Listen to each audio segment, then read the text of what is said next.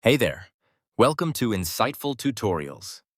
In today's video, I'll show you the easiest way to download and install the newly launched Meta AI app on your mobile device. Let's get started.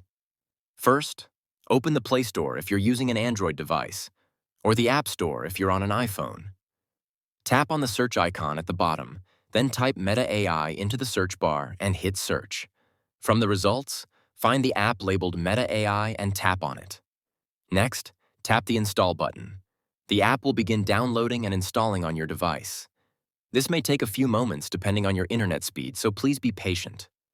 Once the installation is complete, tap Open to launch the app. On the welcome screen, you'll see two options. Get started with Meta AI and set up a device. If you just want to use the AI features, choose Get started with Meta AI. If you own a Meta device like the Meta Quest or Meta Glasses, choose Set up a device. Since I don't have any Meta devices and just want to explore the AI features, I'll tap Get Started with Meta AI. Now you'll be prompted to log in using your Facebook or Instagram account. Choose your preferred option. If this is your first time, it'll ask for permission to create a Meta account.